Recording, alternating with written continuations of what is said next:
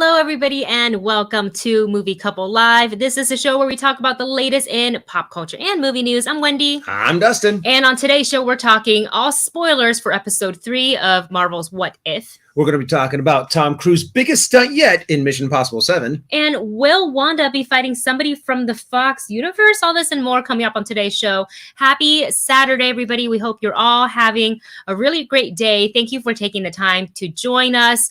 And before we get started with announcements or anything else, I just wanted to, because I can't believe it, but it's been a year already since it's the 1 year anniversary of Chadwick Boseman's death. So we want to top up the show, pay our respect and to him, and have a moment of silence for the great Chadwick Boseman.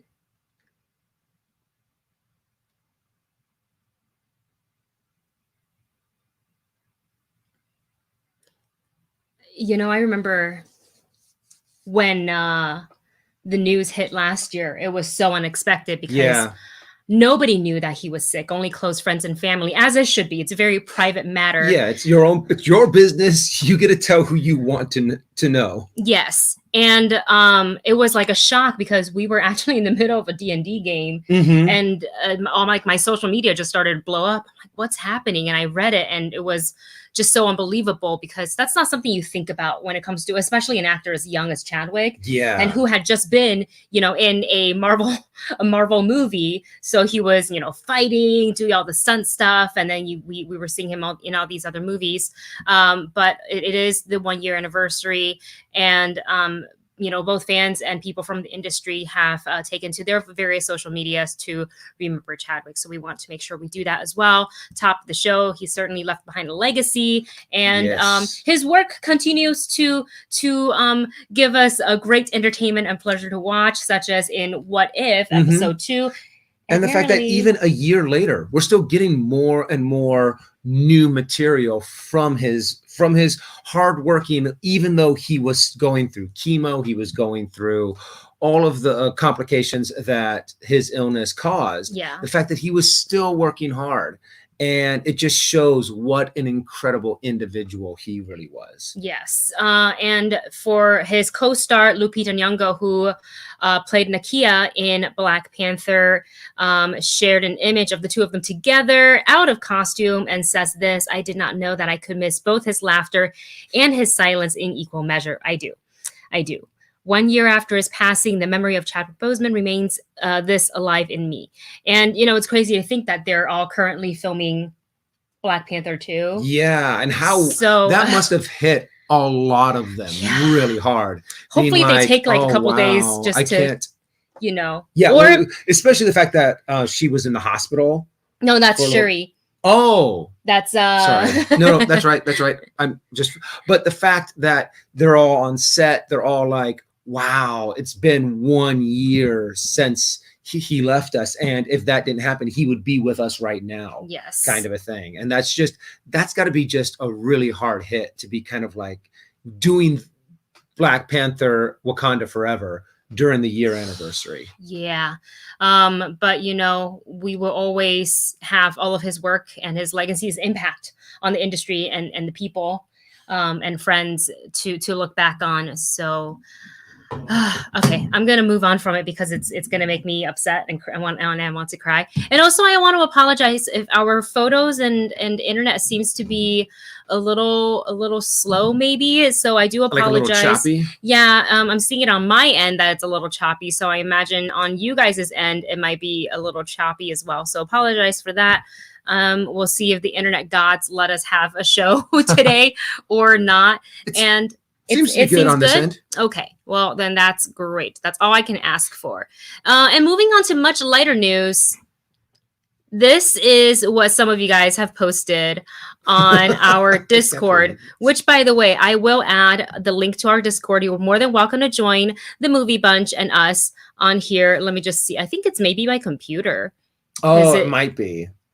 But honestly, doesn't want to act quickly. Please join the chat. I love all of the cool stuff that all of our Movie Bunch puts into our Discord. Some things are really fun, really interesting. Some of them are a little weird, I do have to admit, kind of like what Taco Bell is getting Yeah. Like, honestly, when I first read this, I was like, what is this? Every now and again, we get some announcement of some very interesting food items. Yes. So here, and I apologize to Dustin because I didn't speak to him about this particular topic. We kind of focused on some of the other ones. So and I misread it. There was a punctuation that split the two. So it's not Flaming Hot Cheetos, Mountain Dew, Taco Bell crispy. Like, it's not all in one, because that's even more gross.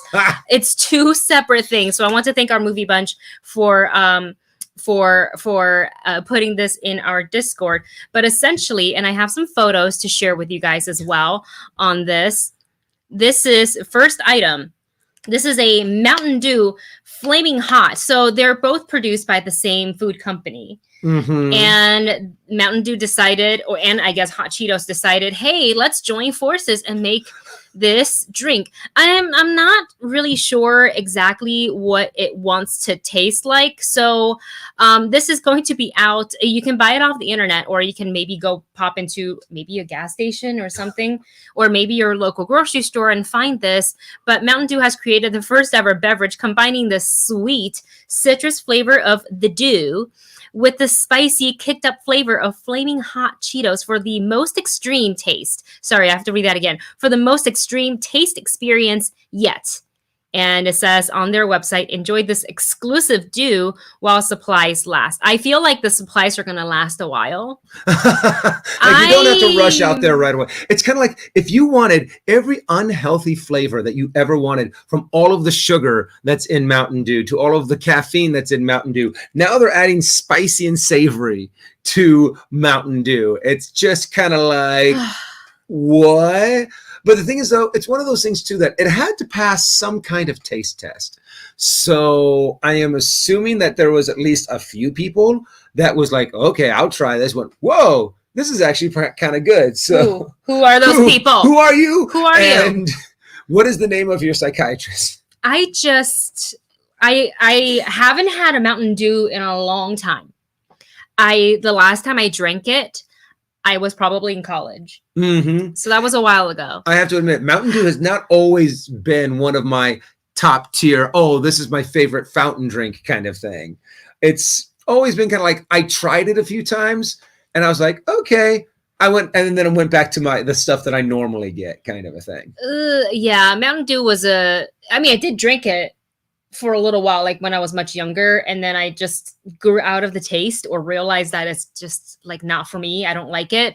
No shame to you if you still drink it. Like, that's fine. Like, some people are really, really into Mountain Dew.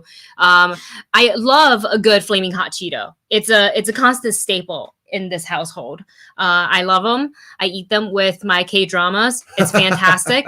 I don't want to taste the two together. And it's not the first time we've had some sort of a beverage with a bit of a kick, right? Because people like to put ginger in their stuff. There's like energy shots that has like red chili or just chili that's like, and turmeric and stuff like that. Turmeric's not really spicy, but you know, like stuff that it kind of burns a little bit on your throat, but it's like meant to be like a good health benefit, but not so with the Flaming Hot Cheetos. So I actually contemplated, when it does come out, to maybe go in the store and getting it, but I'm so worried that I'm going to throw up after tasting or smelling it that I've decided against it. Yeah. We're not going to, I don't think Movie Couple Eats it's going to feature the Mountain Dew Flaming Hot Cheeto drink. Not today. Well, I do have to admit, I actually like what Blade is saying in the comments, that I thought you drank Mountain Dew to kill the heat of Flaming Hot Cheetos. Is that what it's for? Well, I'm assuming that's one of the things that you normally would drink after eating spicy hot Cheetos. You're like, okay, wash it down with some Mountain Dew. But it's like that what is it, spicy, and then something to kind of help cool your mouth and wash it down, not to be like, let's mush them up all together. I never had the idea of taking my Cheetos, grinding them up, and putting them in my Mountain Dew. You know, we've tried Flaming Hot mac and cheese. Yes. It was okay. Wouldn't repurchase. It was all right. I feel like Flaming Hot Cheetos should remain in its form. Flaming Hot Cheetos. Or Flaming Hot, something of the chip puff flavor entity, not in a drink. And I love you guys' comments here. Starju says, I am not, in caps, going to try this energy drink. Blade says, I'll stick with my Baja Blast. Thank you very much. And Debbie says, I heard about this on Thursday and wanted to puke. Girl, same. And to Shane, I'm glad your dad's going to be out of the hospital soon. We wish him a very, very speedy recovery and that he doesn't have to go back to the hospitals, because nobody likes hospitals here. No one likes going to the hospital. Yeah, very true. We wish him the best and have a speedy recovery. Sean Banks says, and to think, someone got paid to make this? We're like, okay, think tank guys, this is what we're going to do. We're going to give you guys all this money to think of cool ideas for our new Mountain Dew drink. Go. And someone actually got a paycheck for spicy hot Cheeto. We're going with that. Pass. And you're like, nope. Pass. Actually, you know what? I would love that job. Just to be able to think of weird flavors for Mountain Dew, or for like some. I would have some good suggestions, but I don't think Flaming Hot Cheetos would have been one of them. But that's just me. Well, was it someone else? Hold on a second. Francisco, what Francisco put in here was the fact. I once had the wasabi Funyuns. See, but I can see that working though, because it's food. It's like food and food together, not like a wasabi flavored soda. There's got to be a wasabi flavored soda out there somewhere. No. Mountain Dew, you've got your new idea. You tried Flaming Hot Cheetos. Now try wasabi flavored Mountain Dew. Good God.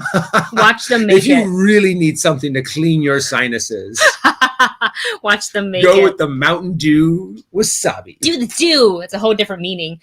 General Grievous, for your super chat. Thank you so much.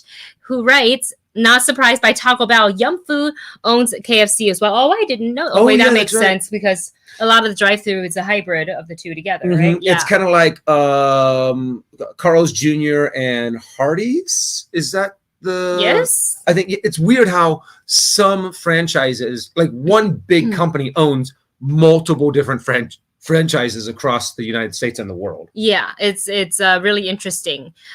So we do have a much less gross or puke-inducing.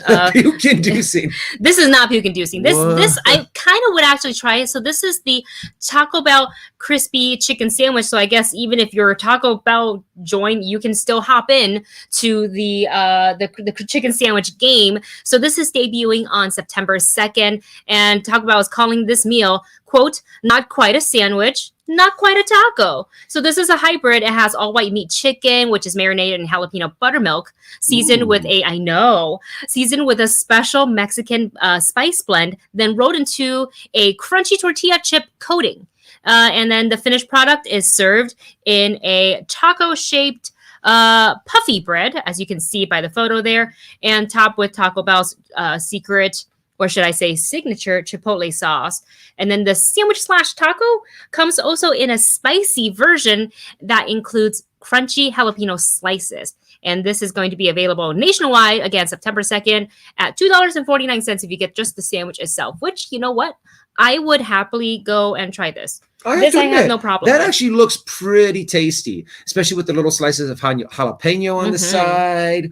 That creamy, what is it? It was a chipotle sauce. Chipotle sauce that they said was on there. I'm kind of like, you know what? That actually sounds like something I'm going to have to try to get the next time we do a Taco Bell run. I'll get my normal stuff, but then I'll be like, I'm going to get one of these and test it out. Maybe that's what we should do for, because I believe we actually got a comment, a super chat from General Grievous that gave us a challenge. Oh my God. Dare.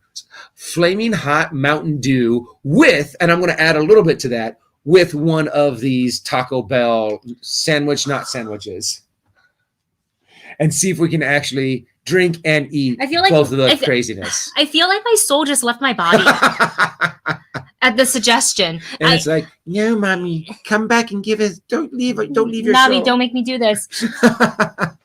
I think I could handle these one at a time, especially like the not sandwich, not taco, crispy chicken thing. Like I'm okay with that, but I don't think I can do both together. You gotta let me have some balance.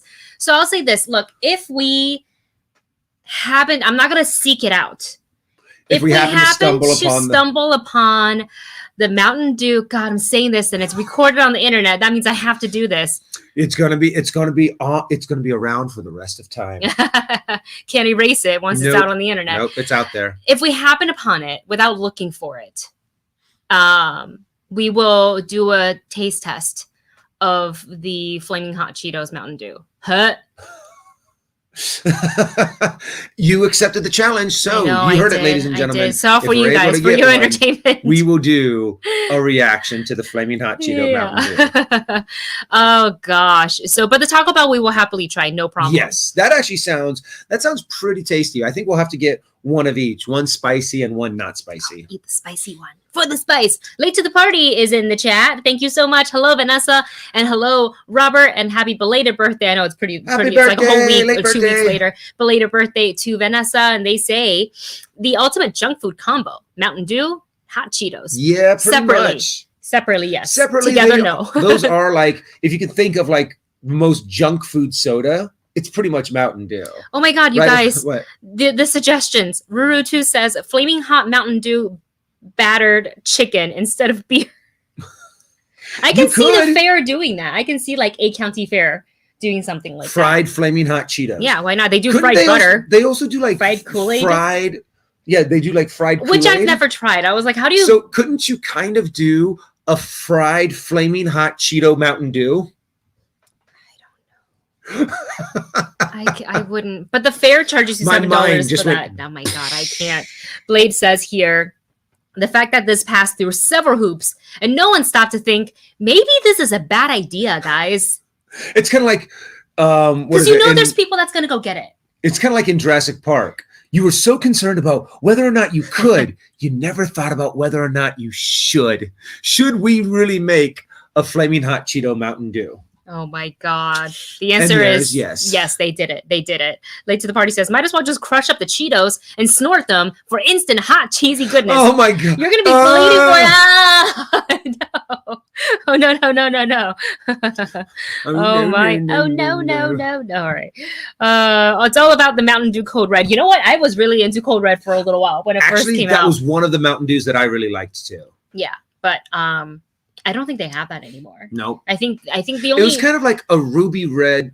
There was this ruby red squirt for a little while that I really liked. Uh-huh. And then, they don't do it anymore. And I think they had like the same thing. Yeah, it was the ruby red Mountain Dew kind of a thing. Why'd they take it away? Just not as popular? Not as popular. Limited time. And, limited time, or it didn't quite have the sales. And I'm sure you could actually probably find it out there somewhere. Yeah.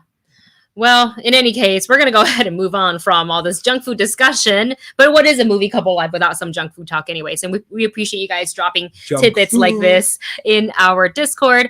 Let's go ahead and move on to our next topic. And we forgot to talk about this in the last live. So I thought we'd talk about it today because we're both really excited, especially if you're into Cowboy Bebop.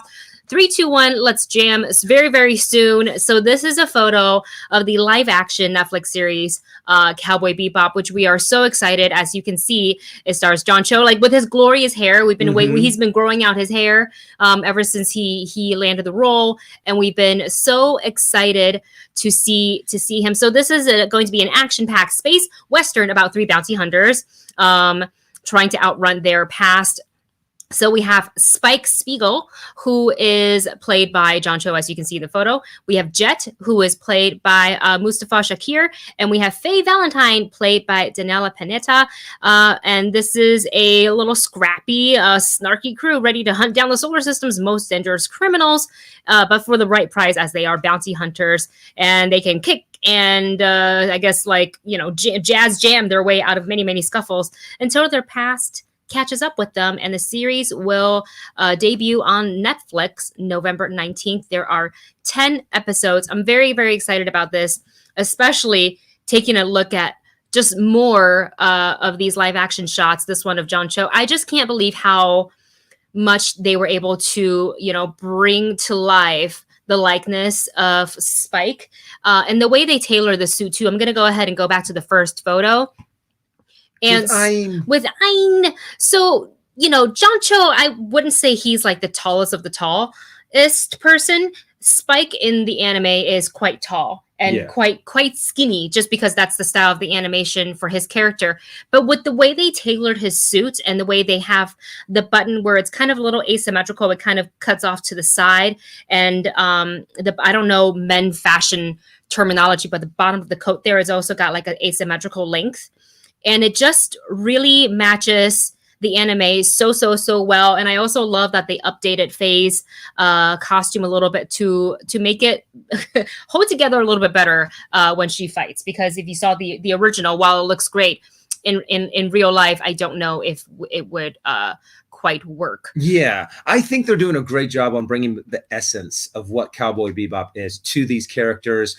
I'm actually really excited because I only really pretty much know of Cowboy Bebop, and I actually want some of your guys' opinion. Do you think I should wait and watch the Netflix first and then go back and watch the originals?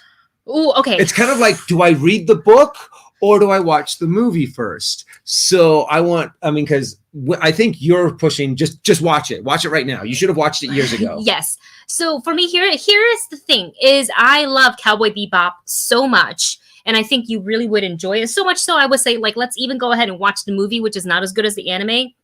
But it's fine. And I think we should watch it before it comes out so you can get to know these characters in their original form. But then I kind of worry, because if you see this first, and knock on wood, and I'm not saying I want all the good things to happen for this Netflix series, but what if we get like the Netflix's Death Note? Oh. And then what happens then? True. And can attest, Late to the Party was actually here. They were actually hanging out with us when the live action Death Note hit Netflix. So we watched like the first 20 minutes of it, and I could not. Yeah, none of us could. No, because I actually had watched Death Note. The whole I love that series. So good. Before we had watched this, and we were just like, oh, this isn't really Death Note. But that's the thing. Maybe I'll like the Netflix live action version of Cowboy Bebop more if I don't watch the animation first, and then I will like the animation even more. Yeah. You got a point there. And that's the whole thing that I have with books and movies. Yeah, is the fact that I'm kind of like, well, I'll like that. There's a higher probability of me liking the live action more, and then liking the original material even more than that. So I'm just like, yeah, it's more of an up and up as opposed to an up and then down. Yes. Yeah. So I guess it's really up to you. I mean, you know, we can stream the anime whenever you feel ready, but you're right. Maybe we watch it first just in case they don't follow the source materials as close as I would like them to. And Late to the Party saying, yeah, we moved on pretty quickly from that live action Death Note. The food was delicious though. Yeah. Mm-hmm. So whenever we are able to meet up in real life again, let's go get some food. We'll do some outdoor dining, and that will be really, really fantastic. So we look forward to the Death Note. Rurutu says, watch Monster if you like. Sorry. Oh God. 3, 2, 1. Let's jam. Okay. Now I gotta listen to the soundtrack. Oh, by the way, for anybody who didn't know, the composer for the anime is actually attached to the live action project as well. Always good when you're able to bring some talent from the original material into the new iteration of it. Absolutely. And next up is what I meant to say is one of my personal favorites. Who knew I was going to be so obsessed again in my full adult life with the Babysitters Club. Season 2 is coming, and here is a photo of the girls right here, all of them. Oh, sorry, I didn't crop this picture correctly. Nonetheless, here's a little bit of information. So they're on to season 2. It's going to debut on October 11th. Also on Netflix, there will be 8 episodes. And here's a quote from Rachel Schuchert, who is the executive producer and the series creator. Quote, in season 2, we really get to see a maturation of the club and the girls. There are 2 members. They're all a year older and have more experience running a business, deeper friendships, and are growing into a deeper understanding of themselves as people. We also want to continue exploring the themes that allow young viewers to see themselves represented on screen, while also dealing upliftly with many of the things we've been through in the past year: loss, change, responsibility, and trying to find joy and meaning in unexpected places. I'm so excited for everyone to be back in Stony Brook and back in business. So if you used to read The Babysitter's Club when you were younger and you haven't watched The Babysitter's Club on Netflix, watch it. I love that I got to see some of my childhood favorite book characters come to life. And I would say they're so well portrayed. It made me so happy. Most importantly to me was Claudia Kishi, because she, when I was reading the book and I was like, oh my gosh, representation. I feel like I was, kind of seeing, it's cool to see your culture and your not life exactly, but some parallels, kind of being published in the book. And I thought that was really cool. And now, because we've had the Babysitter Club's movie before, long time ago. I honestly don't remember it that well, but the series is really good. It's so binge worthy. Didn't I stay up until 2 a.m. watching it? When Wendy was watching this, she just went all the way through. She was like, oh my gosh, this is bringing back so many childhood memories. Yeah. She was so excited, and the fact she was so connected, and to be able to do that for not the next generation, but the generation that grew up with it, is an accomplishment in itself. To be able to have a storyline that appeals to a young audience, and then to adapt it so it still appeals to the same audience 20 years later is impressive. Yes. And to be able to make those small changes to still to have good representation across the board, and have storylines that connect with a modern day audience. Yes. Is well said, very Justin. impressive. Yeah, well said. No, it's fantastic. And what's funny is I don't remember much of the movie. And I think there was also a TV show too. But all I remember is the one tiny part in the theme song that goes like, Babysitter's Club. And the way they sing Babysitter's Club. They really had to enunciate it to make sure you hear babysitter. All right, guys, moving on to what is up next. I don't even know what I have in my own show notes. Oh, right. A little theme park news for all of us. So we've got the Splash Mountain, a slight update. You guys know that they're retheming it from the Zippity Doodah stuff to the Princess Tiana. So we have a little bit more detail as posted on the Disney's park blog website. So we were kind of curious about, are they taking us through the whole story of Princess and the Frog? And then does the drop happen after they get turned into the frogs? And then as you loop around, it's like, oh, these miracle happens and you're a human. Yeah, I don't know. So we actually have more details now. So the story picks up after the final kiss, which is pretty cool. And we get to join Princess Tiana and Louis on a musical adventure featuring some powerful music from the film, which is also great, as they prepare for their first ever Mardi Gras performance. Cute. That's a lot of fun. And the voice of Princess Tiana, Anika Noni Rose, shared, quote, "It's really exciting to know that Princess Tiana's presence in both Disneyland and Magic Kingdom will finally be fully realized. As passionate as I am about what we created, I know the fans are going to be over the moon. The Imagineers are giving us the Princess and the Frog Mardi Gras celebration we've been waiting for, and I'm here for it. I can't wait for her voice to just ring in my ears, because she's got such a beautiful sound.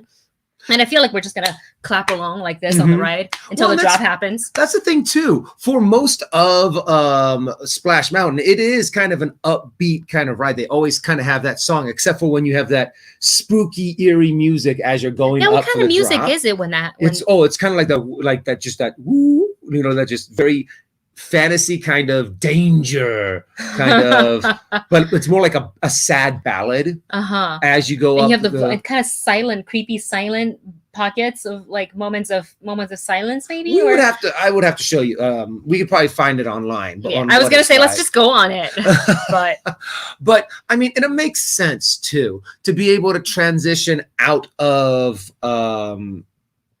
Splash Mountain and into the Princess and the Frog ride, because it's more of a modern story. There's very few people that has actually seen Song of the South, let alone That's a real old movie. Really old movie, and the fact that it's probably one of Disney's most controversial movies ever. Yeah. And when it has to deal with race, it's kind of a smart idea to be kind of like, hey, you know what? Let's just transition into a more modern story that is a property that we kind of want to push more of anyways. Mm-hmm. Yeah. So I'm excited to see what they do with it. I'm excited to see how much they expand the story. I'm excited to see exactly how much of it of Splash Mountain they keep, because if they're taking place in during Mardi Gras, you can still keep the steamboat, not the steamboat that's in there. Yeah. And then instead of all of the animals, you just have different characters from the princess from the film, from Princess and the Frog. So, and the thing is though, also, if you listen to some of the documentaries about the construction of Splash Mountain, you know that they took reused a lot of the animatronics from Carousel of Progress. They had all of these animatronics, and then they're like, what are we going to do with all of these? Yes. And they're like, oh, well, we'll just throw them into our new ride, kind of a thing. Yeah. So it makes sense for them to be like, hey, you know, let's give this ride a proper makeover. Give them just totally new animatronics, state-of-the-art technology, and it's time to update it. Yeah. You know, and we've been waiting for this. Because we only gone to Disneyland twice this, which is, just one. Wait. No, we've gone twice, because once for Avengers Campus. Yes. And then once to Disneyland, and then we're like done for the rest of the year. We haven't even purchased our Magic Key yet. Which I'm kind of surprised that we didn't jump on it. Yeah. On the 25th, but I heard the system crashed. I heard that people then like went to the park physically to purchase the tickets from the booth's window, which is like massive amount of crowd under the hot sun, which is a big no for me. COVID or no COVID. Not only under the hot sun, no but thanks. in a big crowd. No thanks. I'm gonna wait for it to die, and I know maybe they're selling like limited number of passes or keys, but nonetheless, I think I'm gonna wait. We'll probably be purchasing it pretty soon. It's just we're gonna have to sit down and make sure we're picking the tier that we both which is either tier 2 or 3, not the top tier. The two, yeah, either the two middle ones. Yeah, but probably the second one up from the bottom. So, anyways, along the Disney news, we've got maybe a Lion King prequel coming. So according to Deadline, this is a prequel. It's coming. It's live action, and they reveal live action, life realistic. It's going to star Calvin Harrison Jr. and Aaron Pierre to lead the voice cast, and production is underway on the feature. Barry Jenkins is the director on this, who is going to further explore the mythology of the iconic characters, including Mufasa's origin story. Was there not a Mufasa origin story with the animated? You know how they do like... I don't think so. Honestly, that's got to be kind of a weird story too. I mean, when you see the birth of Mufasa, you can see his dad holding him up and going, "You will be king. You are Mufasa," and then picks up the second. Picks up Scar. Oh, you will not be king. We will name you Scar, and then discards him off to the side. Yes. And you're like, no wonder why Scar hates Mufasa, kind of a thing. Yeah. It's from the beginning. The divide happens right as they were children, and it was just never resolved. So this is so far an untitled prequel, and Disney is describing this as live action, and with the air quote is from me, not from Disney. And they're going to continue with the photorealistic animation technology that director Jon Favreau have used in the 2019 version. So we will see, as they release more news on who the cast will be revealed, and if there's anything else that they want to. I don't know. This is kind of unexplored territory, right? Like like you said, we don't know Mufasa's origin story, but also at the same time, I felt like we could have moved forward and created a whole new story of Simba and because I think there was a Lion King 2 and Lion King 1.5 or something like that. They did a couple different like the animated in stuff, traditional animation. I actually never saw any of those. I watched a couple episodes of Timon and Pumbaa. Oh yeah, well, those are cute. Those are cute or fun. Yeah. But honestly, pulling off a prequel, especially when you know what's going to happen to Mufasa, you know what's going to happen to Scar in the next movie, right. I find it's very difficult to be able to tell this story. And also, don't get me wrong, I love The Lion King, the original animated. The more and more I kind of went back and watched the live action one, though, the more and more I was kind of just disenchanted, I guess you can say, with it. That I thought, it looked really cool. It looked it looked real. Yeah. But it was just so hard to actually build a connection with these characters because they had so little emotion on their face, and it just didn't, because there's no eyebrows, no facial expressions, and you kind of need animation to do that. I mean, the only ones that they kind of pulled off was Timon and Pumbaa, right? And I think they did a good job on those characters, and they won't even be in the prequel. Yeah, they're not going to be around. There's not really a connection. All. Yeah. So I'm really nervous, not too excited, about this. I would have definitely preferred to have seen a sequel and continuing Simba story. Absolutely, because those are the characters that we are, I think, a lot more attached to. Yeah, don't get me wrong, I love Mufasa, I love Scar, but the main characters, the Scar wouldn't come back, we don't think. Well, for the prequel. No, for the sequel. Oh, for the sequel. If they did a sequel, I don't think he's maybe in a flashback. Yeah. And a couple of you guys are kind of agreeing with that in the chat. Sean says, I wouldn't mind an animated one, but live action, I don't know. Wasted Post says definitely would have preferred a traditionally animated prequel.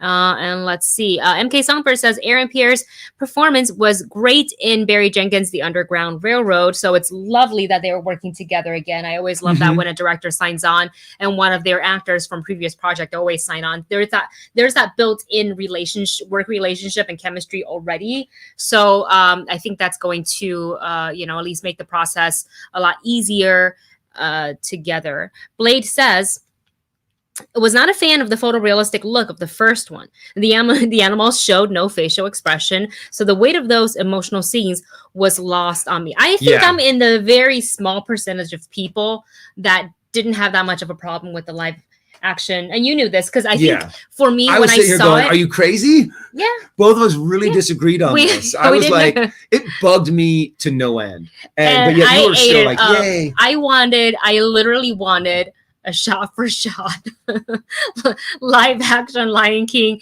and that's what I was given, and I was fine with it. Which is funny because I think there's other movies that's done that where I'm like, I don't want a shot for shot.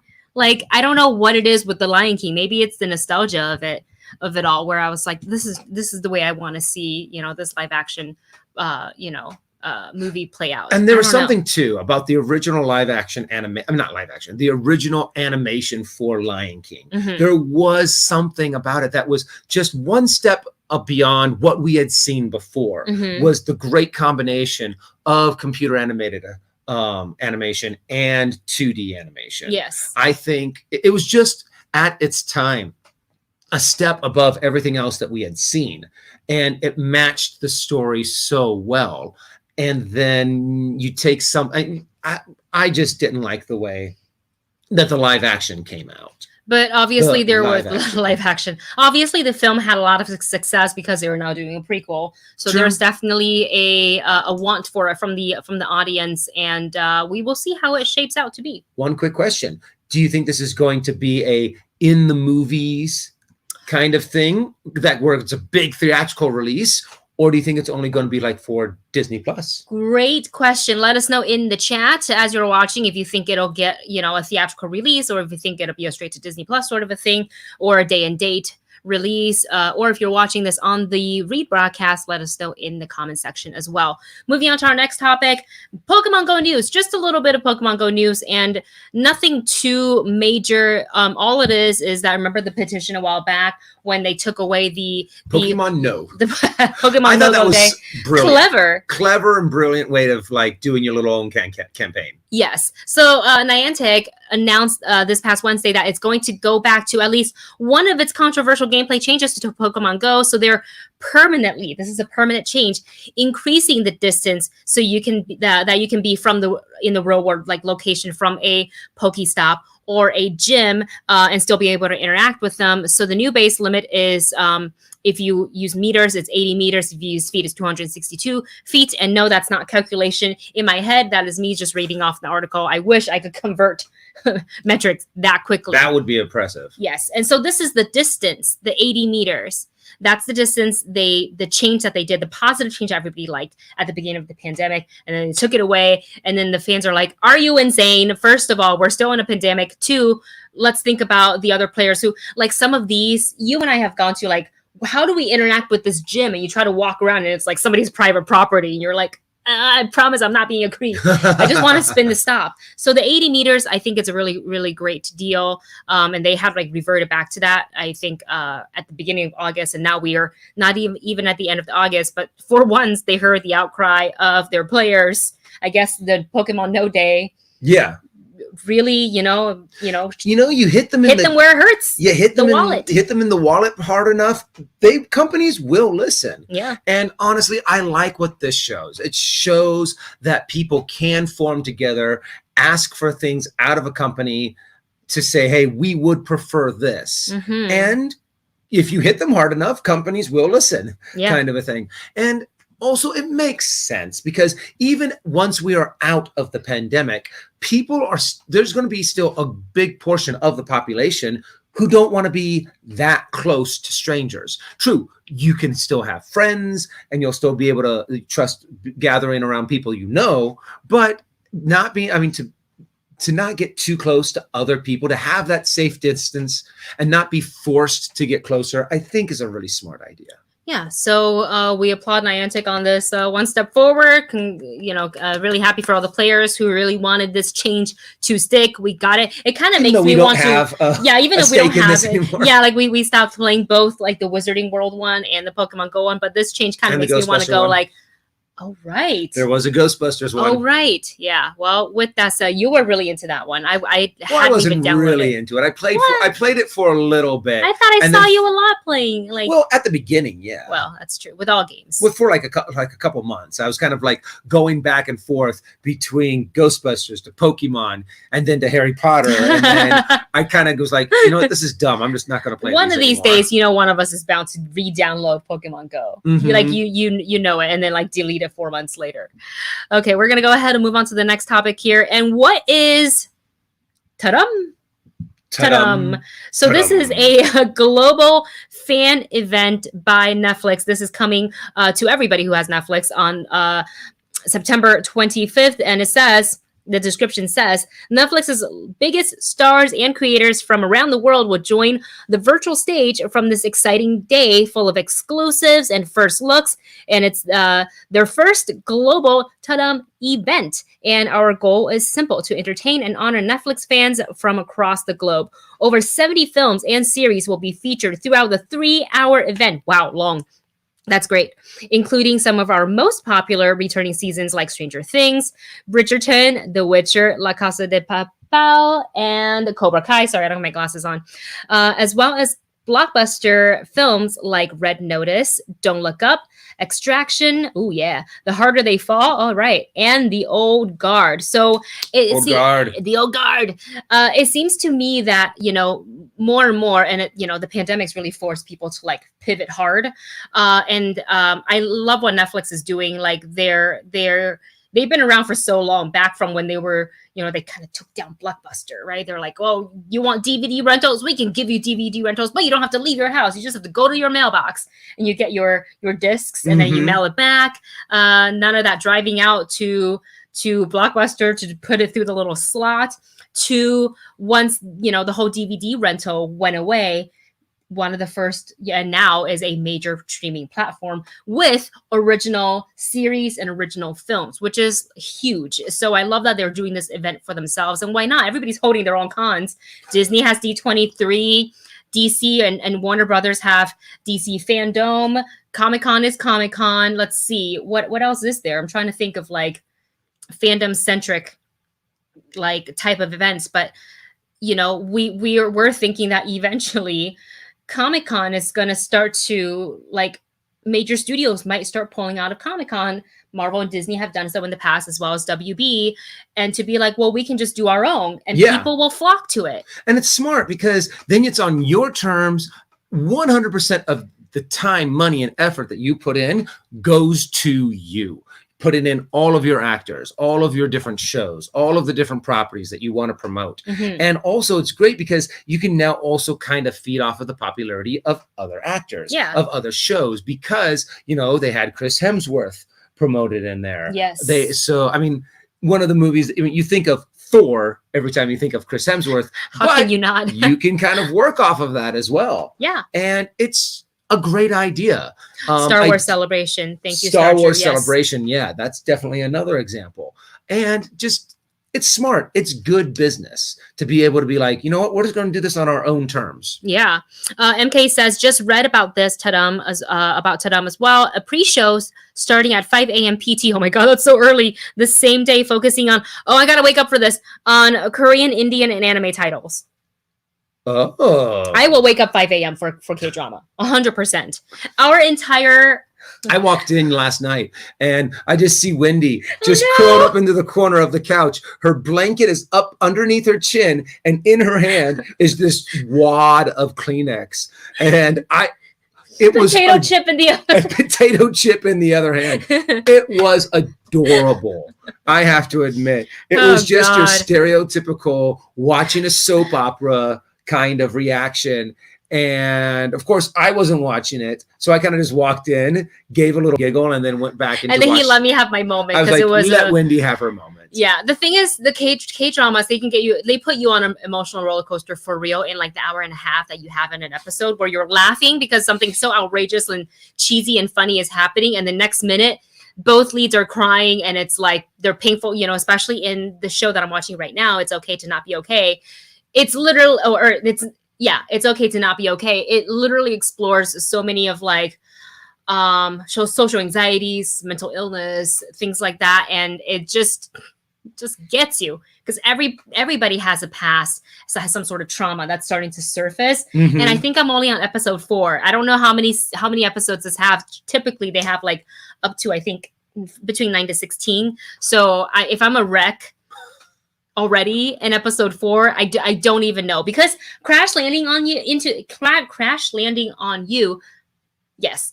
I don't think I got emotional until like the last few episodes. Yeah, even though I was invested. You were saying that it started off very much like what is it called? More of a comedy kind of a show. But then the more and more you started to explain what was going on to me, I'm like, this doesn't sound like a comedy anymore. This really sounds kind of heavy. That's how K-dramas get you.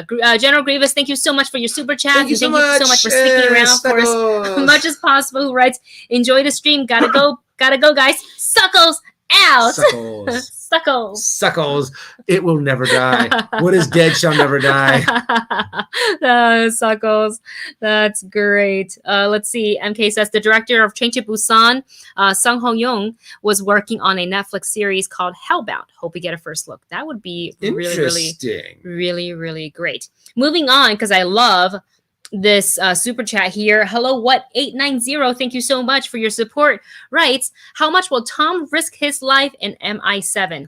Us. Yes. More also than him. You would have ever expected. I mean, the most so far. The most extreme. The biggest stunt so far. Bigger than climbing the tallest building in Dubai, was it? Or it was in Abu Dhabi? I think it was Dubai. And or free. It was the second one where he's climbing the cliff. And I remember seeing an interview where the director's like, oh no, I'm going to be known as the director that killed Tom Cruise. That's literally every director that works with Tom Cruise, because he just like goes like, you ask for like, okay, we love for you to give us like 100%. He's like, great, here's 200, including this stunt from, let me just hang, off the side of an airplane and let's have that kick off the movie. For Rogue Nation, which was crazy. So Paramount has unveiled the first look for Mission Impossible 7, as well as 13 minutes of Top Gun Maverick. And this was presented at CinemaCon in Vegas. But let's talk about Mission Impossible 7, because you guys know how much I love the franchise. Like, I love almost all the movies. So I'm trying to find, here we go. So they're calling this their most dangerous stunt ever. So Cruise trained for a year to perfect the stunt. It's on path. I mean, I think they've said that every single movie. And every single movie, he gets bigger. And I was like, what the heck are you doing? Let's just tie him to the side of a plane. Let's just strap him to the rocket and send him up and see what happens. He goes into outer space with just like a gas mask on. Don't joke, because he would do it though. he would. So he's trained a year to perfect the stunt, and this was filmed on day one of principal photography and featured him jumping a motorbike off a massive cliff into a remote valley in Norway. And to train, he performed 500 skydiving sessions, 13,000 motorbike jumps, and the feature shows previews of the stunt and cameras included on one mounted on a drone, because how else do you capture this gloriousness? If there was only one take, you want as many cameras on this as possible, so the man does not have to do it again. Like, even with the amount of like training and expertise that he has on this, and this is no joke, this is like his, like the Halo die. Yeah. You don't just be like, yeah, I got this. I trained for like 2 hours. Got it in the back. No, he's trained for a whole year. You know what? I have a theory. It could be, that technically Tom Cruise just has like hundreds of clones of himself. And they're just saying that he's an amazing stunt guy. And it's just the fact that they've thrown so many clones out at each one of these stunts that we just assume that he has survived every single one. But there's actually hundreds and millions of clones that they've killed for all of these different stunts. Yes. Yeah. Oh, God, I mean, if that was a real possibility, that's what they would do. And I love what Wasted Post said here in the chat. You think they'd save they save that for the end of the shoot because, well, yeah. I guess it's also one of those things. It's like, hey, let's just get this out of the way so we don't put all of this money into the movie. And then, oh, shoot, Tom Cruise didn't make this stunt. I just can't, like, the insurance on this man must be so high. Like, his hair is probably insured, because you know how they insure different parts of their body. Didn't J-Lo have like her insurance on her butt? On her, I mean, wouldn't you want to insure that? That gives a new meaning to insuring your ass off. Oh my gosh! So this is crazy, and that means I obviously cannot wait to see Mission Impossible 7. I imagine trailers will be starting to drop for all these various films coming out of CinemaCon, because it is now over. We got a couple of teaser trailers. Obviously, that big Spider-Man one that everybody's been waiting for. We got one for Spencer, as well as I think that maybe have been it. But I know that they screened the entire movie for the what is it? Ghostbusters Afterlife. It's gotten very positive reactions. No reviews because they're still heavily embargoed. Happy about that. They screened the first 13 minutes of Top Gun Maverick, which I'm so curious to see how they're going to present us with that film. Halloween Kills was one of the presentation. Matrix 4. I think No Time to Die. I really want to go to CinemaCon one year. It's just so dang expensive. Yeah. $1,200 if you're not a member. So I mean, if you have the money, it seems to be worth it. That you get to see movies early, you get to see some special footage, you get to see things that no one else sees months in advance. So it's kind of an exciting, I would think, a very exciting event to go to. Yeah, late to the party. Maybe we can team up. We can share a room. Woo! We know we can be like totally awesome roommates. We want to go to CinemaCon someday. We'll just make sure our internet's like real good.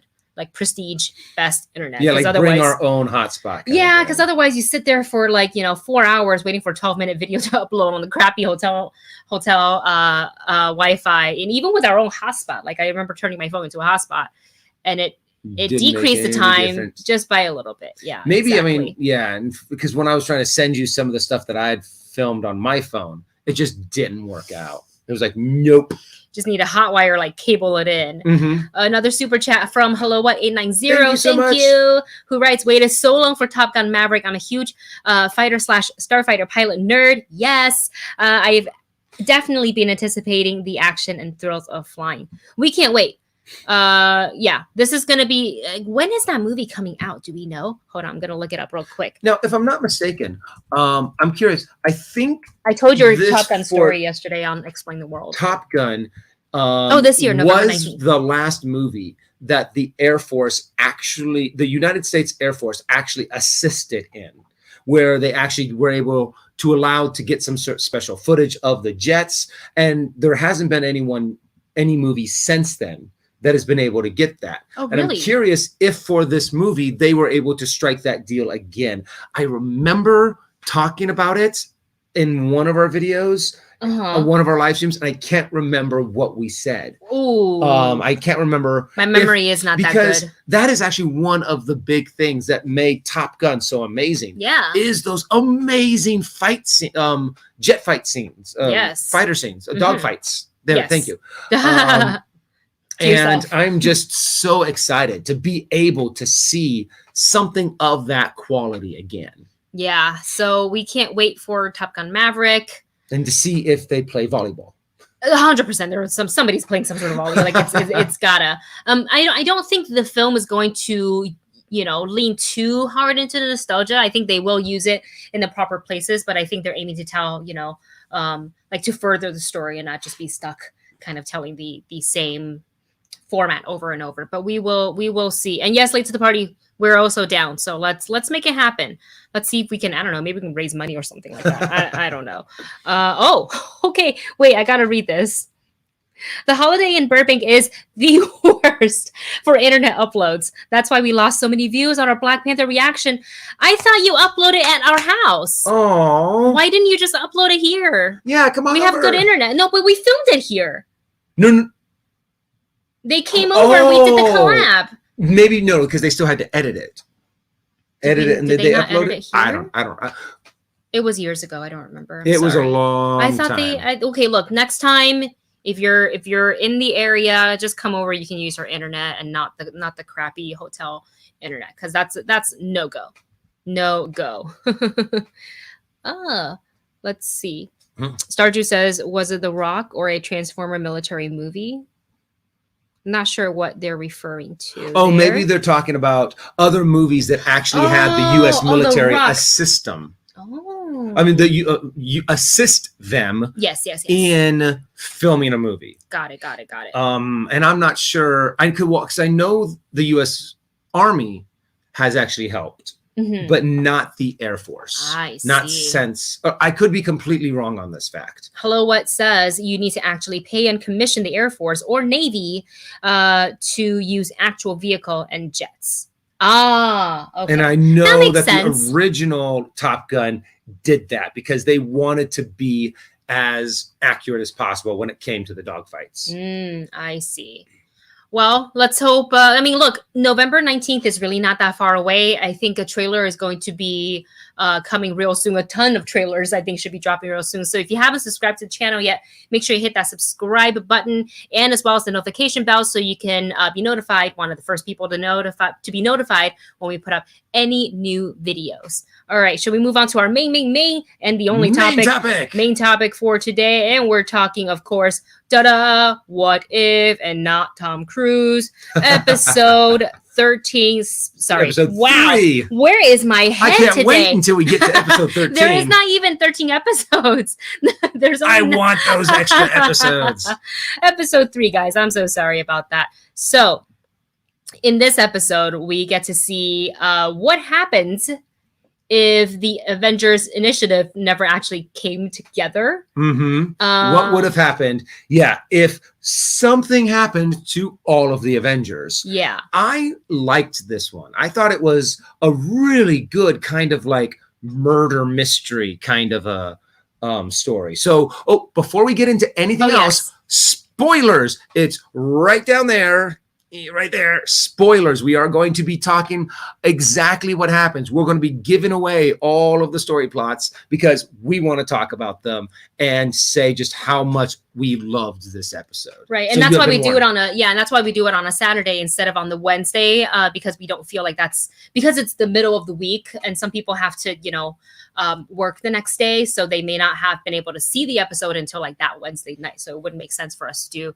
Otherwise we would, but we just thought it'd be better to hold off until the weekend to talk to you guys about this. So this was an interesting episode because when we first watched it, you guys know Dustin and I were able to watch the first 3 episodes ahead of its release. Granted, we were all like obviously under embargo, so we couldn't really talk about it. Nor did we want to talk about it just in case it gave away any of the plot, especially this one, because a friend of mine asked me, who's also a journalist, actually my co-host for Pop Council, was like, hey, what's episode 3 going to be about? And he hadn't watched, and I was like, I really don't know what to say about it without giving anything away, so I'm just going to not. And he's like, got it.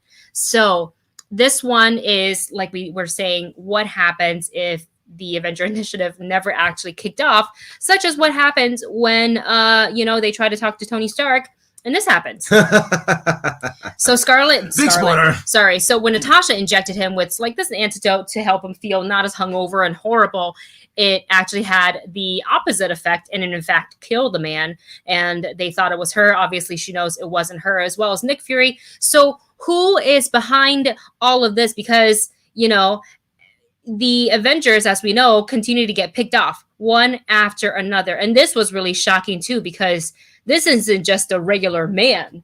This is Thor, God of Thunder. But remember, at this point in the Thor storyline, he had all of his power stripped away. He was banished from Asgard. So that made him vulnerable. So it fits that this is where he could be and was taken out of the events of the Avengers, so to speak. Yeah, and it definitely felt like a very dark murder mystery for sure, because we were thinking, who could have done this? And a part of me, and one of the comments in our reaction video is like, how dare you, ma'am? When I was like, maybe it's Coulson.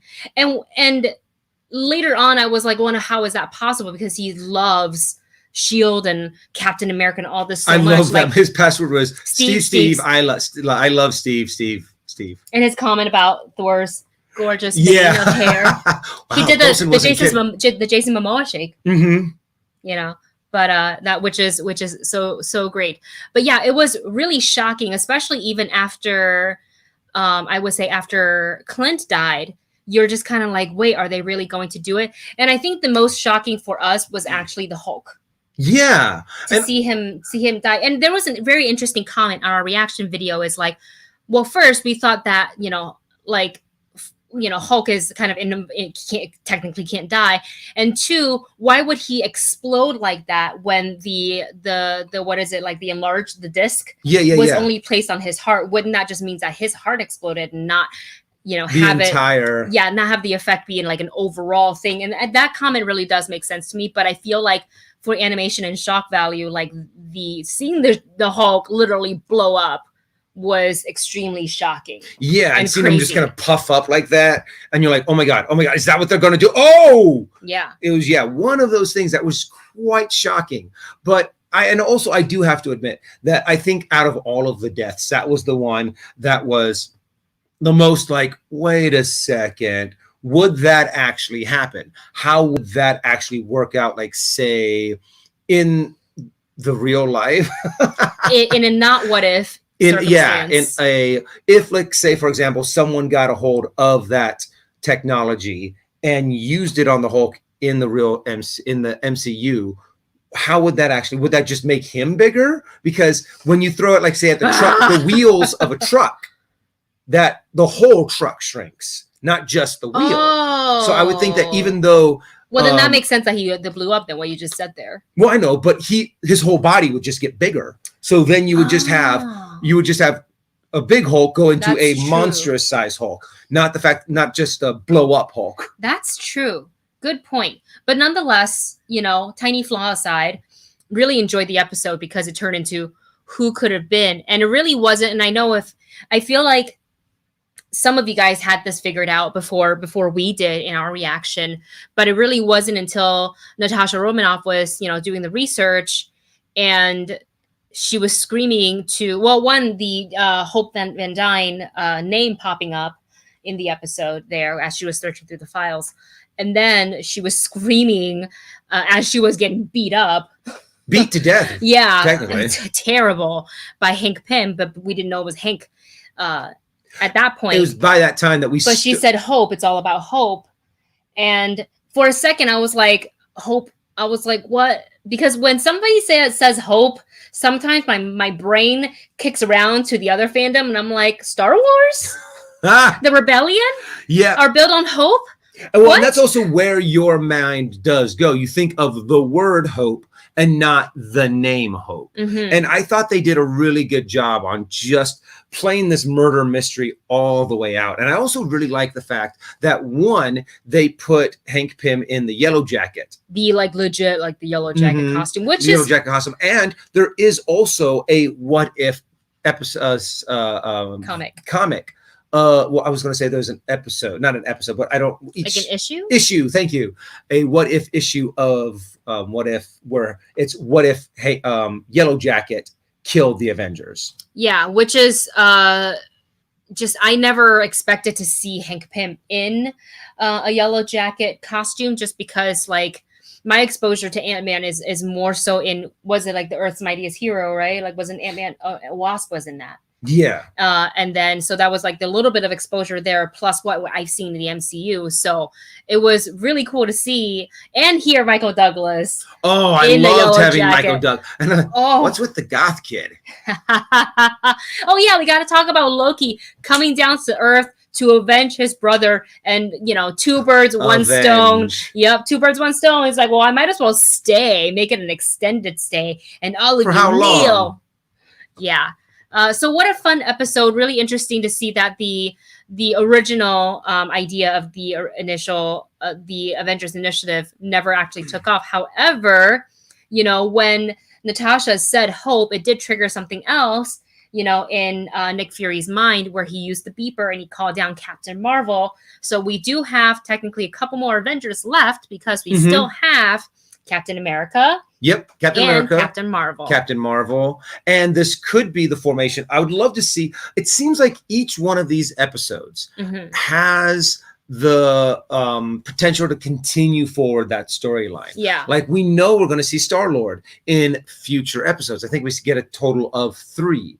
Or T'Challa as Star-Lord. Right. We know that we're going to get Captain Carter in a couple more episodes, because there's a moment in the there's a moment in the trailer where she's Doctor Strange, what looks like evil Doctor Strange or haggard Doctor Strange, goes, "Who are you?" "Captain Carter."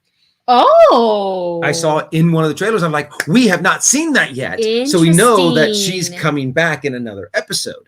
And we're probably going to see the formation of a new Avengers in one of the episodes that focuses on Captain Marvel and Captain America. And we know it's Steve, because in that episode it was Steve, I Heart Steve.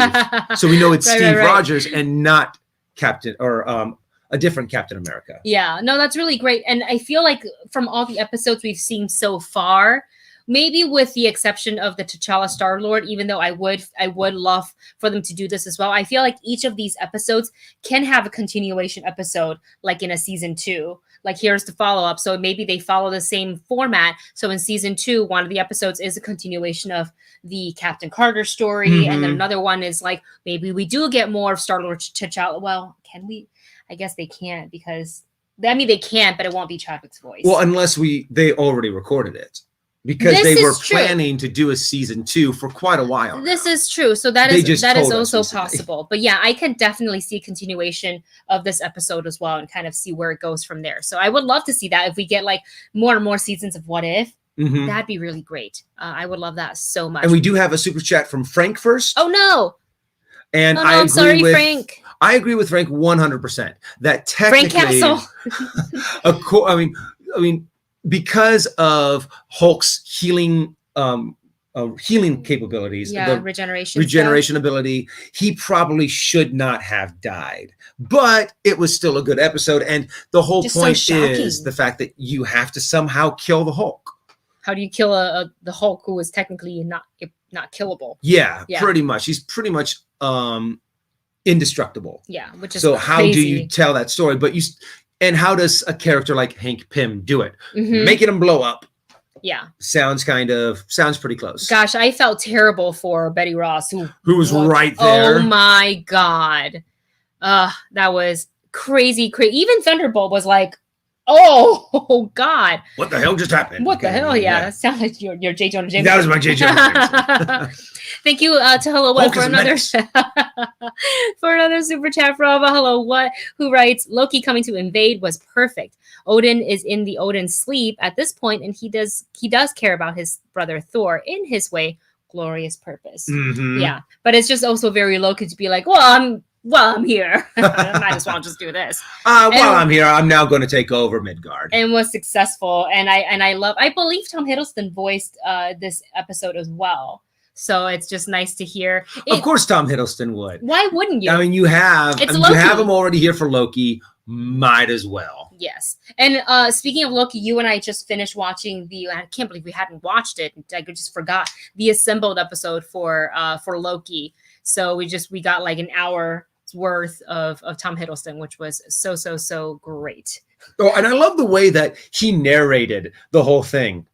It's a very Loki way to narrate a documentary on the Loki TV show. Yeah. It just has that glorious purpose. I am here and I'm going to tell you the wonders of the making of Loki. Yeah, exactly. So good. We're getting a season 2 of Loki, right? Yes, we are. Yeah. Makes me so happy. Final super chat of the day. This one comes from Marvin Martin. And I love the new tag. It says, The Martian. And it says, what if all the good and bad guys reversed roles? Oh no, it went away. And Mirror Mask by the creator of Labyrinth. Oh, and Dark Crystal. So that's the recommendation of the day. From Marvin, Mirror Mask. And what if all the good and bad guys reverse roles? What if Thanos was all good? Well, I think if Vision was bad? Yeah, you had like a bad Vision, a bad Iron Man. I think they've also kind of done this with what is it called? With the DC characters. I think it was Crisis on Infinite Earths, to where you had a bad Superman, you had a bad Batman. I think it was Owlman and Ultraman. But to be able to do this with the Avengers lineup, I think would be really fun. And the fact that you'll have Thanos kind of take the place. Well, I guess you would have like the Abomination. Instead of the Hulk. You would have so who would be good? You would have Loki instead of Thor. You would have, who would you have instead of Taskmaster instead of Black Widow? That's interesting. You would have, who would you have for Hawkeye, for what's his name? Iron Man. I guess Iron Man, his nemesis would be the Mandarin, or I guess War Machine. Maybe it's not a bad guy. No, you would need a villain to take the place of, just to give us a bad Captain America. And you would have the polar opposite. You would have Winter Soldier. Yeah. You would have the Winter Soldier and Captain America or Steve be a part of Hydra. That's where you'd be able to get Captain Hydra. Yeah, absolutely. Imagine the possibilities. I would love to see that. Though one of those is a really fun idea to be able to put into a what if. Absolutely. And I'm sure sooner or later they're going to do something like that. Absolutely. I think it's probably already in the works. Yeah. They just haven't announced anything yet because it takes time. It takes time. Hello What says, funny story. I started bringing my lightsaber to work at the Cheesecake Factory. Oh, Cheesecake Buddies. I used to work at the Cheesecake Factory as well. I would not bring my lightsaber to work. I don't want people to touch it. Yeah. People be like, oh, can I see? No, you can't. You can see with your eyes, not with your hands. But you know what? If it keeps guests entertained, and it is pretty dark in that restaurant, why not? Yeah. Do it. And have Late fun. to the Party actually has a great suggestion. This bottom one here? Yep, very bottom one. Justin Hammer would be good to the replacement of Tony Stark. And yes, I would love to how each one of these heroes' stories can be twisted to a villain and how the villain story can be twisted to be the hero. Yeah. So I would love to see that. We would love to see that. And obviously that and so much more each and every day. I feel like we're just getting, it's such a good time to be a fan of all the fandoms, not just Marvel, not just DC. There's so many things coming out. Wheel of Time. I mean, we just Lord saw of the Rings. Sweet Tooth, which is we finished Sweet Tooth. It was a pretty good show. I liked it. Yeah, I can't wait for season 2. I'm very happy we're getting one. We're catching up on Cobra Kai slowly. Cobra Kai. They are getting a season 5, and season 4 has not even premiered yet. Yeah, so it's a good time to be a fan, of some of our childhood movies and TV shows have all kind of, been brought back to life, like Babysitter's Club. So it's a good time. All right, you guys, we're going to go ahead and take off here. Oh, Austin, let's see. Sorry, it's hard to keep an eye on the chat. Okay, last question before we go. Austin says, who is more powerful in your opinion, Wanda or Thor? Oh, Wanda. Oh, I was going to give us a 1, 2, 3. Oh, what was 1, 2, 3? It's Wanda. Wanda. I think, because even though Thor would be able to have probably more direct firepower, Wanda would just be able to redirect it, be able to have a portal to where like thunder or lightning would go through one and probably back at him. Wanda just has more tricks up her sleeves to when you're able to bend reality. I really think that Wanda would be able to clean the floor with Thor. I mean, she's just so powerful. We've barely scratched the surface of her power in the MCU. Anybody who's read the comics know how powerful she is. But I'm very excited for her growth in the MCU. Just to kind of thinking back to like how people didn't like her. In the beginning, they're like, what is she doing with her hands and this weird stuff that she does? Like, and look at her now. Yeah. After WandaVision. All right, you guys. We're gonna go ahead and leave you. It's time to take Navi on her walk.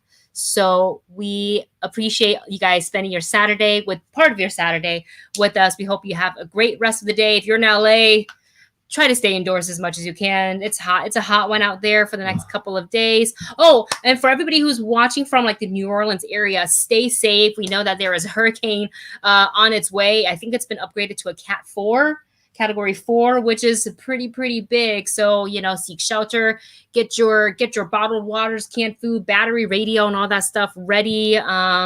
Keep your things charged and stay safe. All right, guys, we love you so much, and we will see you next time on our live stream. Bye, everyone.